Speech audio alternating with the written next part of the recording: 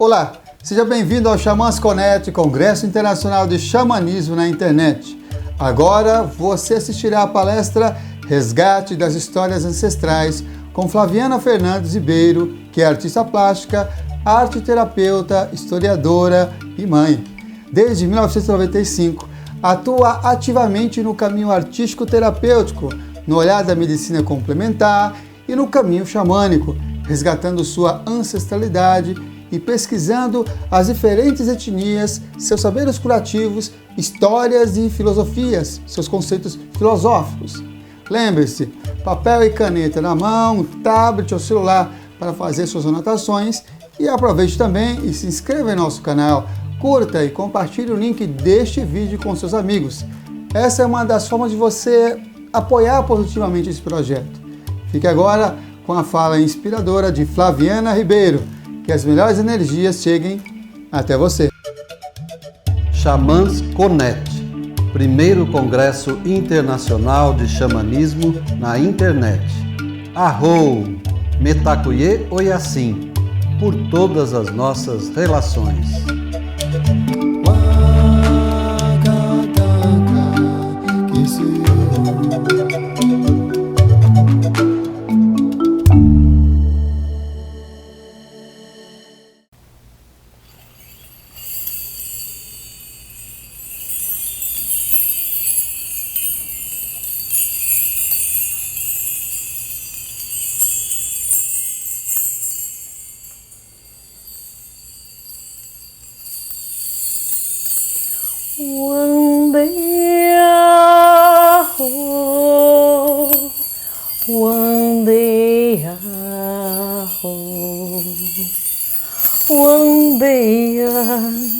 One day, ho ho ho ho, hey ya ho, yeah yeah yeah. One day, ho, one day, ho, one day. One day, ho ho ho ho, hey ya ho, yeah yeah yeah.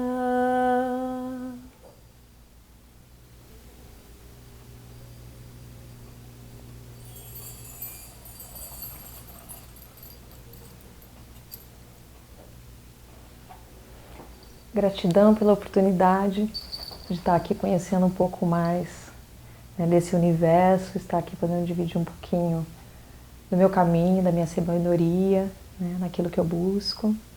Meu nome é Flaviana Fernandes Ribeiro, de nascimento, e na minha trajetória eu recebi um nome de proteção que é Suindara, né, o qual eu honro muito e caminho com ele como uma proteção, uma coruja branca que abre os caminhos por onde a gente tem que voar, né, e levar e receber as coisas que a vida nos trouxe. Dentro do meu caminho, né, o xamanismo é uma coisa muito presente pela minha própria tradição, né, brasileira. Tenho um pouquinho dessa linhagem na minha avó, com quem eu aprendi muitas coisas sobre as plantas, sobre os cheiros, sobre o próprio silêncio para a gente poder descobrir como cuidar de cada coisa. E na minha trajetória eu fui encontrando muitas formas de, dentro da iconografia indígena, dos estudos indígenas, do contato com etnias brasileiras, e cada vez mais tendo acesso a essa sabedoria simples e que vem principalmente por um arquétipo muito especial que é o contador de história.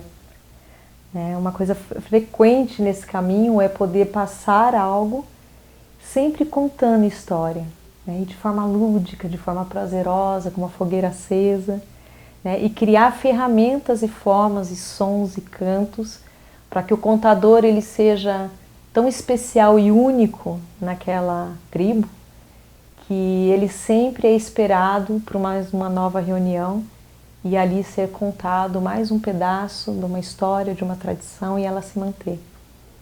E talvez sejam dentro desses encontros com os contadores, onde foram criando então nas tribos, nos povos, né, as tradições dos guerreiros, as tradições dos curadores, as tradições dos visionários e as tradições dos mestres, né? Esses 4 cantos do mundo, esses 4 arquétipos que ajudam que essas sabedorias ultrapassem o tempo, as ventanias, as tempestades e permaneçam, né? Permaneçam porque elas foram contadas junto ao fogo, junto ao grupo, junto a famílias, junto a grandes amigos que usaram desse tempo da contação de história como um momento sagrado de permanência, né? Permanência de um momento mágico daquele povo e talvez essa memória faria com que as crianças crescessem e continuassem semeando os contadores de história. E nesse caminho, né, dos contadores, e aí no meu caminho artístico também, que permeia arte terapia, musicoterapia, eu fui descobrir, chegou um momento que eu descobri um material, que é a lã de carneiro cardada, que é um material assim muito nobre. Ela traz toda a sabedoria, né, do carneiro, que é esse animal quieto, né, que tem uma resiliência, uma paciência grande e nos dá, né, sem feri-lo, né, e sem nos ferir, essa lã, né, esse tecer que passou por uma ancestralidade muito grande, né. É na fiação e no tecer que eu acho que a história da humanidade se permeia. Talvez sejam esses tecelões que estavam na vida que permaneceram vivas muitas crianças no inverno.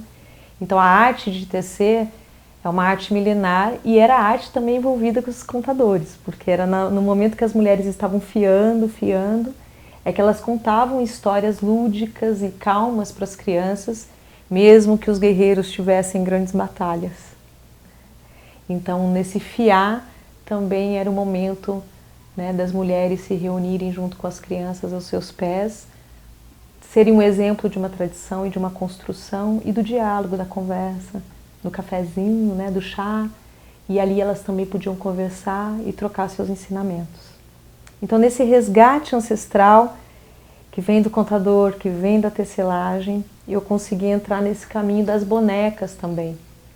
E as bonecas como símbolo também dentro do xamanismo, que vem como esse presente, esse cuidado que a criança sempre tem, e ela é a primeira representação humana. A criança que brinca com bonecas, tanto meninos quanto meninas, elas têm a primeiro brincar daquilo que pode ser igual a ela, né, mais próximo a ela.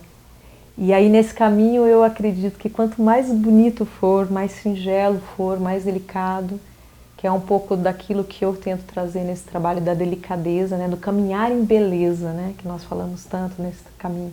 Como caminhar em beleza?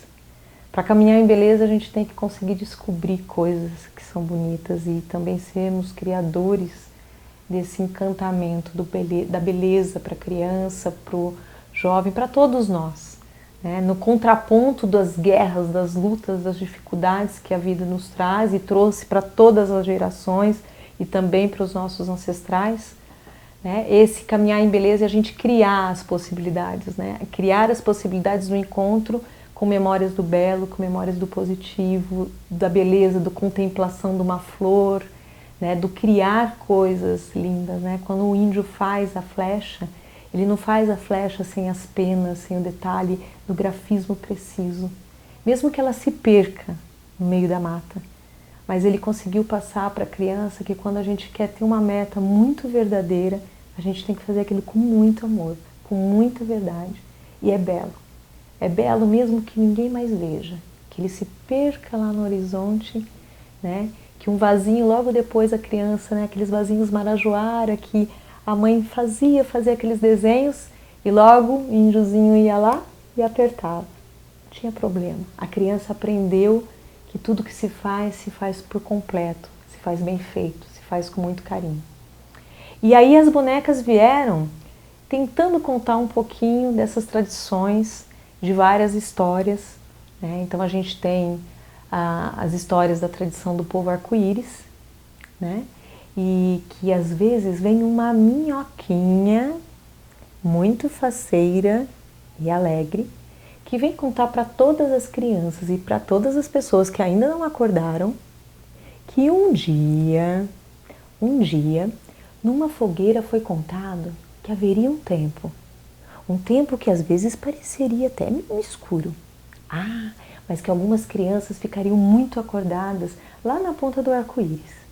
E elas viriam então no mundo escorregando com todas as cores dentro de si, dentro do seu coração. E elas ensinariam então que viveria nesse tempo o povo arco-íris. E de repente nesse tempo não existiriam mais os caminhos. Nós não seríamos vermelhos, pretos, amarelos ou brancos. Nós seríamos todas as cores. Nós seríamos brancos de olhos escuros ou negros de olhos azuis, né? Nós seríamos a mistura de todos os povos, porque só assim nós poderíamos então criar um povo de paz, onde todos, em todos os cantos do mundo, simplesmente seriam irmãos, porque continha dentro de si as cores de todos. Então o nosso olhar saberia encontrar no outro um pouquinho da nossa cor. E saberíamos então o que fere nele e o que cuida nele, o que enobrece nele e o que é a virtude dele, porque todos nós teríamos isso também no nosso coração. Então o povo arco-íris nos conta que precisamos acordar logo para todas as cores.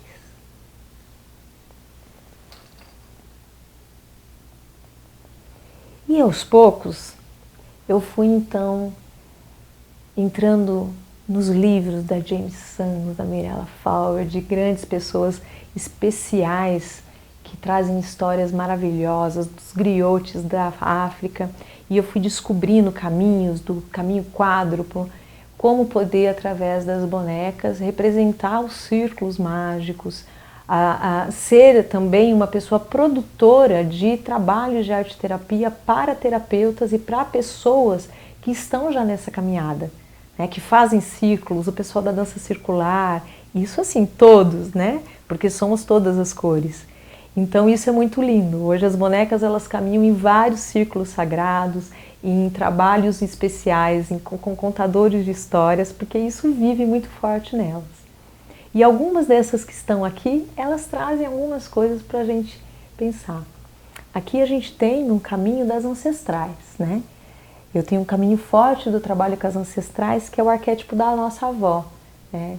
É a avó que nos conta as histórias. Essa aqui é a Aguila, uma bonequinha que representa que ela tem o seu chale. O chale, né? Para quem conhece a sabedoria sabe que o chale é sempre o resgate ao lar, o retorno ao lar, né? O retorno às nossas antigas histórias.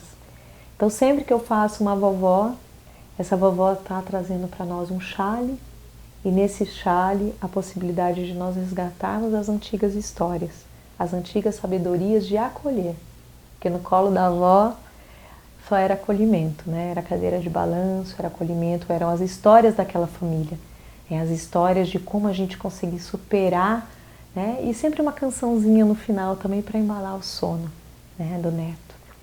Então a grande avó está sempre maior, né, protegendo a mãe e protegendo a filha. E aí depois vem a mamãe, sempre carregando o seu bebê, nessa imagem que representa o berço, né? Então a gente pode encontrar o que significa o berço. Então as mães sempre são cuidadoras desse berço. E não é um berço feito ao lado, é um berço aqui, ó, né? Ao lado do nosso tambor, coração. Porque para curar a criança, isso aqui é um remédio e tanto, né?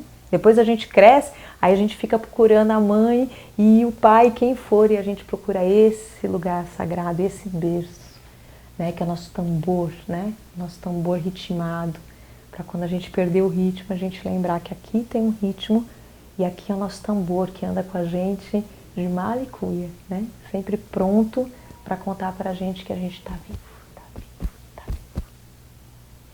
E depois a mãe passa o tempo, a filha cresce, né? mas sempre é a filha, né? A menina mágica, né? A menina que a mãe sempre sonha com os encantamentos que possam haver na vida dela. A mãe é sempre assim, a menina dela é sempre mágica, né? E a menina mágica, que depois a gente vai ver um pouquinho mais para cá, ela nos traz justamente essa leveza, esse brincar. A menina mágica nos ensina que nós não podemos parar de brincar. O brincar que não é nunca uma falta de responsabilidade em nada, o brincar que é a gente descobrir formas, é ser criativo, né? É co-criar com as possibilidades que a gente tem. Né? Porque quando a criança brinca, ela sabe pegar um toquinho, né? Ela sabe pegar qualquer objeto que está ali, o amigo que está presente e transformar aquilo numa grande história. Né? Então a menina mágica, ela faz mágica com aquilo que o mundo lhe dá, naquele momento presente e único. Ela faz a arte dela da criatividade. Ela nos ensina a ser mágicas. Ser mágico é ser criativo. É conseguir olhar do que a vida nos traz no momento presente e caminhando no momento presente, no agora, né, que ele nos dá o suficiente, o necessário e o extraordinário para que a gente realize. E aí tem mais, elas foram crescendo, tem as 13 curadoras, também as 13 anciãs, que são as avós matriarcas. E aqui tem o arquétipo do caminho da biografia feminina. Né? Dentro do meu trabalho eu comecei a descobrir muitos círculos de mulheres, muitas mulheres que estão trabalhando para o resgate das doulas, né? das novas concepções antigas do parto, né? De como nós conseguimos fazer o parto um momento mais prazeroso com a presença do pai, né? Como a criança pode ser acolhida nesse mundo, né, de forma mais natural. Então existem muitos grupos, eu tenho grupos de gestantes, grupos de doulas, grupos de mulheres que trabalham com o sagrado feminino, nos arquétipos das deusas, nos arquétipos das avós, que adoram falar um pouquinho desse caminho do tempo que vem no feminino. E aí a gente tem a menina mágica, né, que ela sempre toca, e a menina mágica, ela tem essa delicadeza do rosa. O rosa é uma cor do contador de história, então ela nos ensina a lembrar das nossas histórias, né? Ela tem um sininho mágico para a gente lembrar um pouquinho daquela frase antiga: quem canta, seus males espanta, né? Que às vezes com um pouquinho de música, um tambor, um sininho, né? Com algo que nos encante, né? Que toca na nossa alma, nós podemos fazer a mágica, né? E ela nos ensina a brincar, que nós não podemos perder nunca o aspecto do brincar. E ela pode ser considerada também a nossa direção sul dos ventos. Depois vem a donzela, a menina moça. Eu chamo ela de menina flor. O símbolo dela é uma florzinha. Ela adora mexer nos cabelos, né? Menina moça adora estar com o cabelo bonito, né? Ela nos ensina o caminho da beleza, né? Esse caminho assim de se transformar, mas esse desejo lindo de ser bela, né? Como toda menina moça. Ela quer ser, mas é uma menina moça que quer ser linda como uma flor, que ela é delicada e ela se mostra como uma flor. E ela precisa ser com muita delicadeza cuidada, né? Porque ela é a guardiã das flores, né? E ela traz a cura de todas as flores, porque ela tem o encantamento daquela que caminha. Balança a tua saia e caminha sem medo pelo mundo. Né? Essa adolescente que desabrocha e se sente capaz, ativa, de descobrir todas as flores do universo. Né? Então, a menina moça, né? A donzela, alguns lugares trabalham como a donzela, ela vai nos ensinar a ter agilidade nas pernas, né? A não dormir à toa, a não reclamar que está cansada nunca. Uma menina flor nunca se cansa, ela está sempre pronta para descobrir mais um jardim. E aí ela nos ensina que é preciso não ter medo das descobertas, né? Que às vezes a gente tem medo, mas às vezes o que nos espera é só um jardim lindo, cheiroso, cheio de aromas, de flores. de florais, né, de remédios que não cuidam só desse corpo físico, mas cuidam da alma, né, da flor da alma. Né, como nas terapias a gente conhece que o floral, né, a flor, ela trabalha o espiritual, né, ela não trabalha no corpo físico, ela trabalha no corpo espiritual e no corpo mais emocional. Então a donzela, ela tem essa capacidade de nos impulsionar, ela é um impulso, que vai correr atrás do seu jardim, vai descobrir que também tem flor, né? Tem espinho, tem dificuldades, mas também tem flor, né? E tem cura. E depois dela, crescendo um pouquinho mais, vem então o berço, a Madonna, né? A grande mãe, né? Com seu bebê, pertinho do peito, né? Do colo, né? Um lugar quente, que essa dádiva que foi dada à mulher, lugar do alimento. Então, esse arquétipo da mãe, e a mãe que pode ser um bebê, mas também pode ser algo muito especial que a gente gera no nosso útero, um trabalho novo, um projeto novo. Ela é a mulher construtora, criadora. Ela nos traz então a força do criar. Né? O criar acolhido, o criar que a gente cuida, amamenta, nutre. Né? Não são aquelas ideias de se não der tudo bem. Não, tem que dar certo. Né? Eu brinco até assim, toda vez que tem um símbolo de uma mãe com um bebê, calma, 9 meses a gente espera. Ponha seu projeto no mundo, espere 9 meses de dedicação. E aí, por simples espera, paciência e amor demais nessa espera, a gente cria a vida de um projeto, a vida de um sonho, a vida de um ideal. Tem que ter paciência, mesmo que o mundo te acelere, mesmo que o mundo queira tudo tão rapidinho, a vida continua demorando 9 meses. E se vier muito rápido, não dá certo. Tem que esperar. E tudo que é gestado é criado e é pronto para ter leite, para ter alimento, para viver no mundo e a gente ver o projeto crescer. Né? E cuidar sempre. Que depois que a gente vira mãe, a gente é mãe para sempre. E a gente sempre vai ser encantada com as nossas crias mágicas, né? Nossos projetos, nossos filhos, nossos ideais, tudo que a gente consegue co-criar, né? Aí a gente consegue alimentar, então a gente espera crescer, né? E fica olhando, nossa, mudou, nossa, tá diferente, cresceu, mas tá lá, né? Pela permanência, pela insistência, pela resiliência de quem espera um processo de gestação. E depois dessa gestação toda, aos poucos a gente vai recebendo uma energia que aos poucos a gente começa a pratear. Então nossos cabelos começam a ficar diferentes, mudam de tom, de espessura, até parece que o corpo fica mais dolorido. Mas não é isso não. Sabe o que acontece? A vida nos ensina que é necessário um cajado.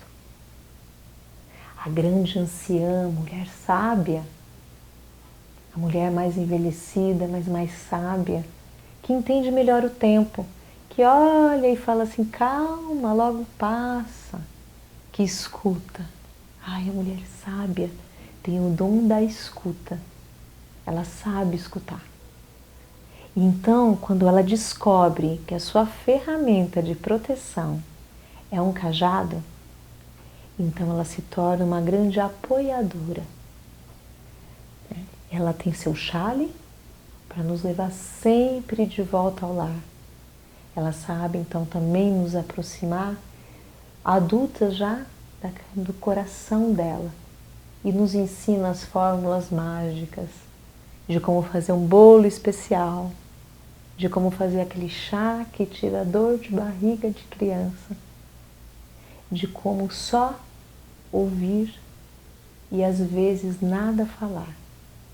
Ela nos ensina a sabedoria do silêncio, que às vezes no silêncio, na quietude, quando tudo está muito difícil, ela nos permite ouvir o nosso próprio choro, no seu abraço acolhedor e mostrando o apoio do seu cajado, ela nos ensina que nós não vamos cair.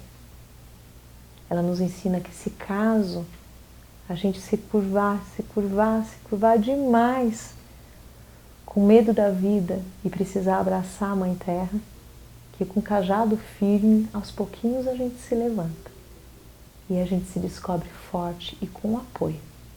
E ela nos mostra que em silêncio, ou nas histórias, ou nas sabedorias dos grandes remedinhos das avós, elas estão presentes para nos apoiar. Mesmo que de repente elas estejam em outro lugar. E aí, ela acabou de me lembrar de uma música que eu vou cantar.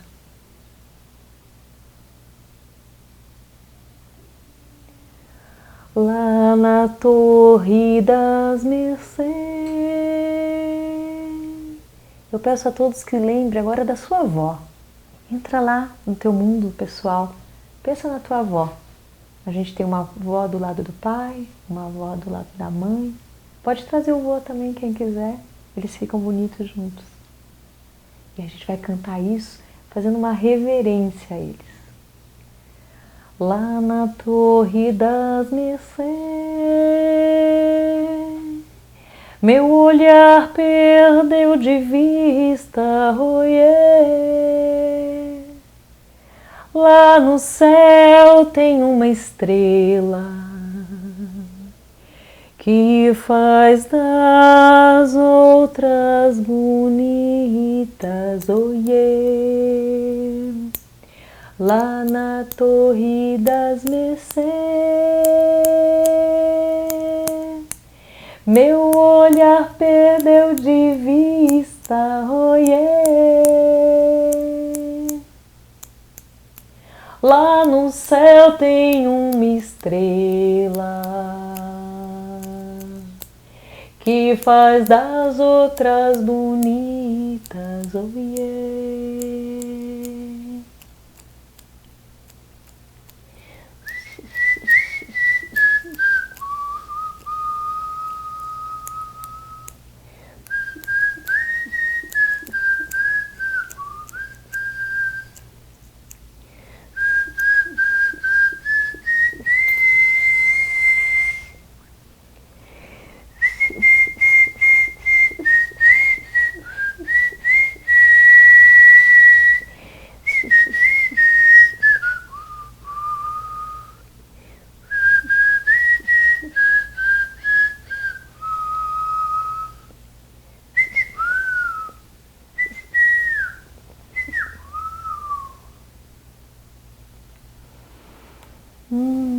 Fiquei cheia da minha avó.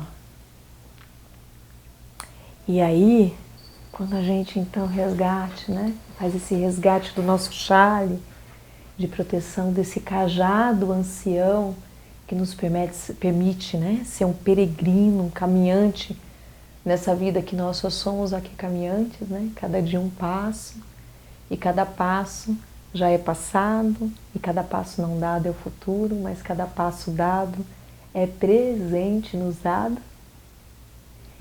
Então a gente vai caminhando e conhecendo os 4 pontos do mundo, as 4 direções, os 4 saberes, que depois acima e abaixo dentro nos formam 7.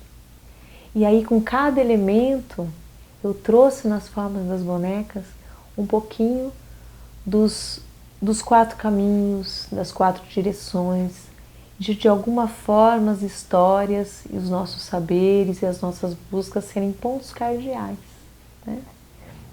Há tantos momentos na vida que a gente precisa de bússola, né?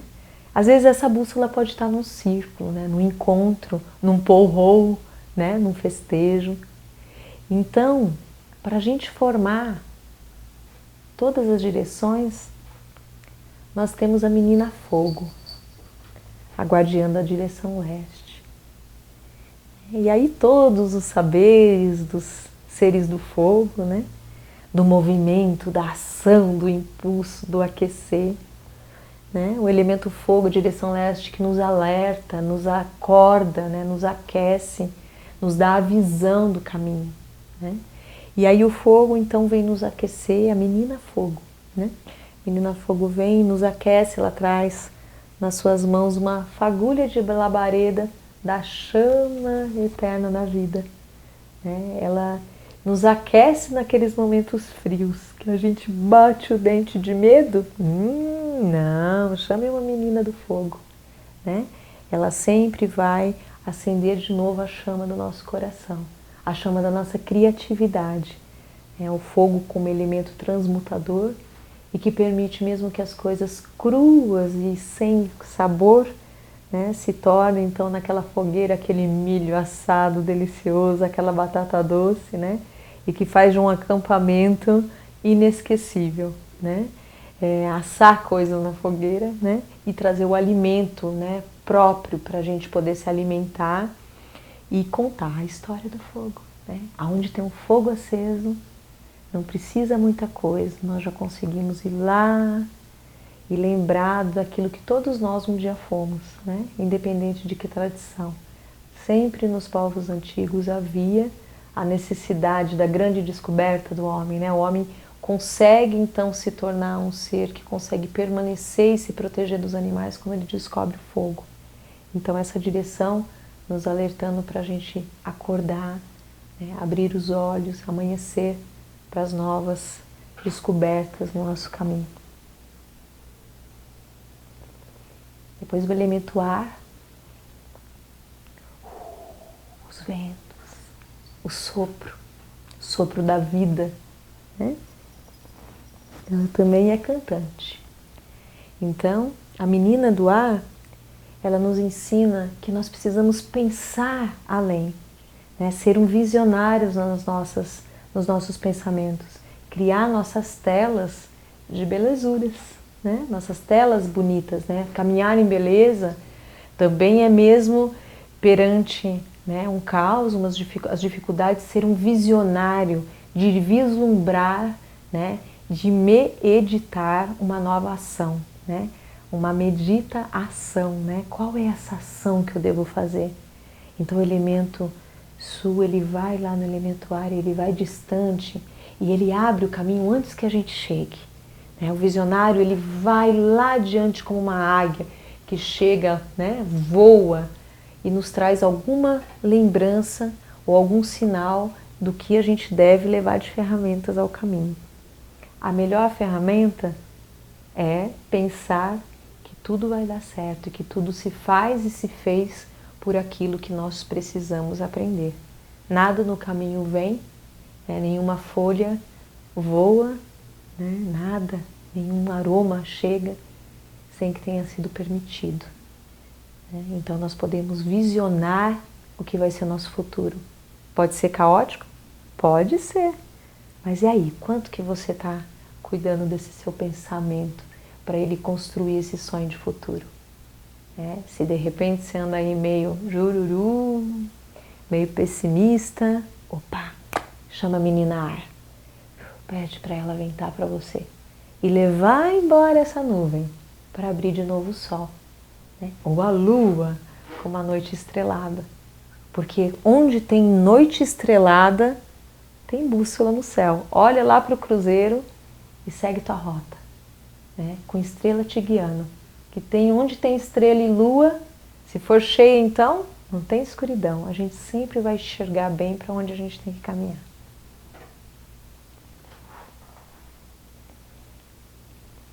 Depois desse voo e desses caminhos, a gente encontra as águas. As águas, né? O elemento água, o elemento das nossas emoções, né?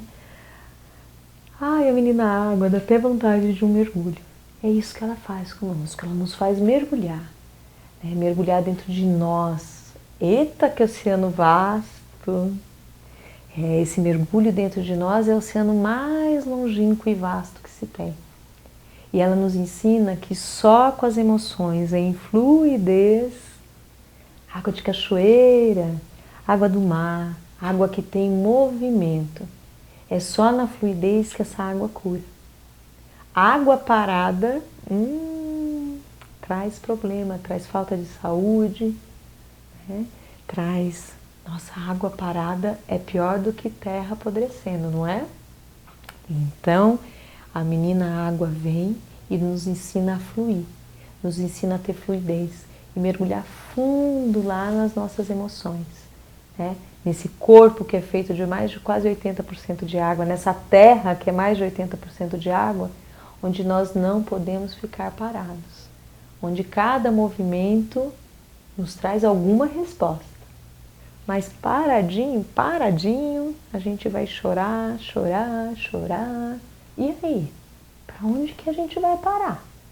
Então vai chorar lá perto do mar, né? Vai ouvir, vai deixar a água da cachoeira cair e ela ser as suas lágrimas infinitas do mundo inteiro. E te banhar, e te lavar, e te nutrir pela limpeza, pela leveza, né? Então ela nos ensina que é necessário fluir. Ai, a linda, linda menina terra, nossa mãe terra, alguns falam de Gaia, a menina terra, a menina ancestral, a menina por onde nós conseguimos nos apoiar. Ela também nos lembra do cajado, que nós precisamos lembrar que nós caminhamos numa terra que nos apoia todo dia. Que cada passo no nosso mocassim, no nosso sapato, furado ou de sola boa, nós somos o tempo inteiro apoiados. Apoiados por essa grande mãe que está sob os nossos pés e diante dos nossos olhos através das montanhas e que circunda todas as águas, né? E que é a terra que é a nossa morada. E aí, pensando e honrando essa terra, de novo a gente consegue lembrar que todos nós somos donos dessa casa. Eu não tenho uma casa, uma terra. Uma terra não pode ser minha, sua, ou de um povo, ou de um território. Nós não podemos deixar perder as belezas da terra por disputas, porque a terra, ela nos ensina a ser abundantes. Ela é a providência divina. Onde tem mata, floresta, montanha, onde tem fruta, pomar, jardim, nunca vai faltar nada para o teu filho, para o dele e para mim. Há tudo para todos. Então a menina terra nos ensina a abundância. Não é fartura não, nem a prosperidade, é a abundância mesmo, porque nós somos dignos de ser abundante se ela é nossa mãe.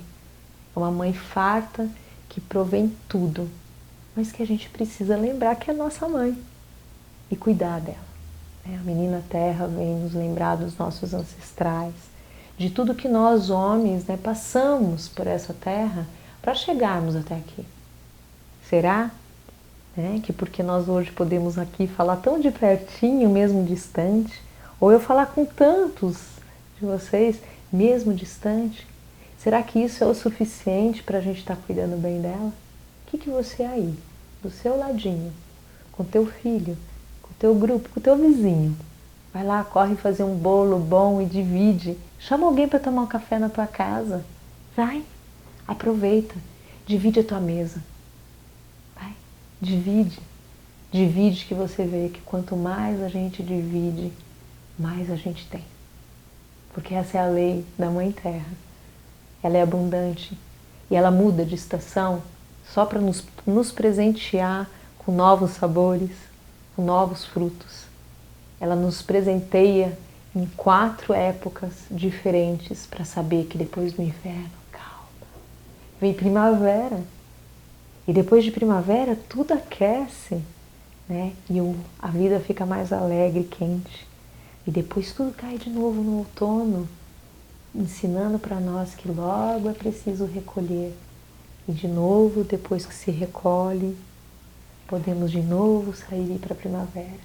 Então ela nos ensina que há ciclos, e os ciclos começam, e os ciclos terminam, e os ciclos começam, e os ciclos terminam, e os ciclos começam, e os ciclos terminam, e a roda da vida gira, né? A roda da Mãe Terra gira. Sempre com apoio preciso para os nossos pés.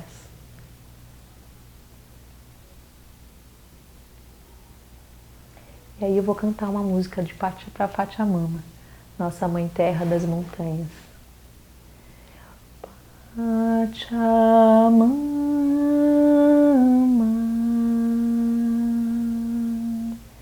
Madre Terra, a Pachamama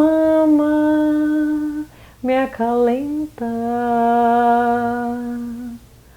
a Madre Terra me alimenta, Pachamama,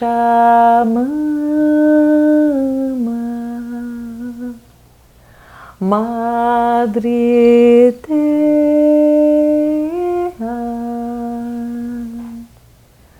Pachamama,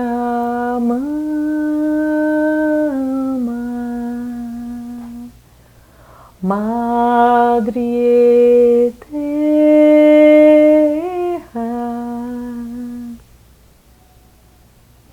E assim, nessa canção, eu imaginei uma montanha. E quando a gente vê uma montanha e lá no meio uma cachoeira, foram assim que as grandes anciãs começaram a fazer os seus chales. E como último símbolo eu trago essa imagem do chale. O retorno ao lar. A esse lar. Que lar é esse? É um lar meu, um lar seu, um lar dele, um lar dela, um lar daquele povo, é daquela cultura, é daquele sagrado que é diferente daquele. O chale da grande avó é uma montanha que nos lembra que todos somos filhos do mesmo lar. Esse lar que nos permite vir à vida, que nos permite ter um pai, uma mãe, que nós escolhemos para aquilo que nós temos que aprender. E nós somos recebidos por essa grande avó anciã, o vovó Lua e o vovô Sol. Um vovozinho e uma vovozinha.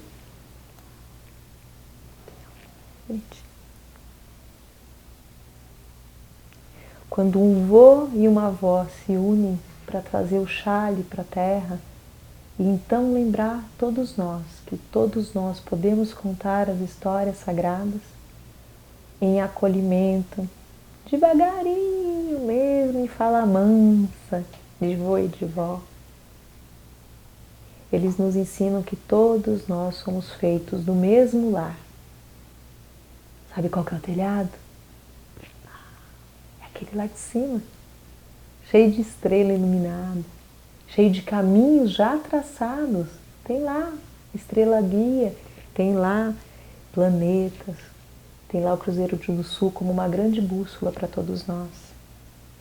Todos os povos de estrela a nos olhar e nos contar que quanto nós somos grãozinho de areia. E eles nos ensinam que nós temos que andar uma jornada procurando o nosso chale, para a gente saber que nós temos que caminhar e envelhecer. Sim, como no caminho xamã, a única certeza que nós temos é a morte. E se ela existe, não precisamos ter medo dela. Temos só que caminhar. Um xamã caminha. Ele caminha porque ele sabe que esse é o fim, mas que a vida é o caminho. E um chale dos avós, eles todos unidos, eles podem formar uma tenda. Eles recebem a criança no pós-parto para contar para aquele ser que bem-vindo ao seu lar. Ao lar montanha, ao lar terra, ao lar céu, ao lar cachoeira, ao lar árvore, onde tem o povo em pé, tem o povo pedra, tem todos os povos.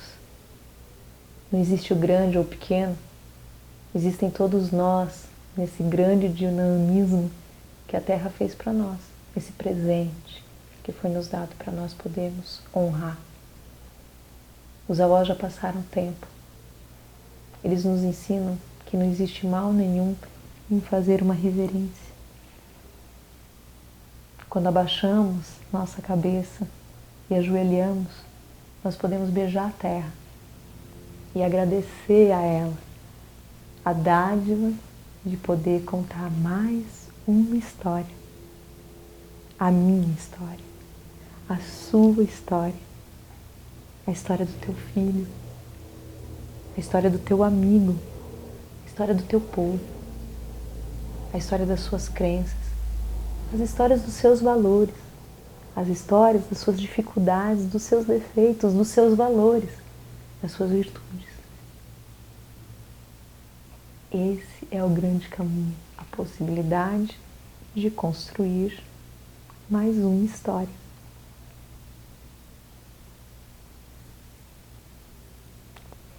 Eu sou tão pequenininha, moro num morro de areia, minha rede balanceia.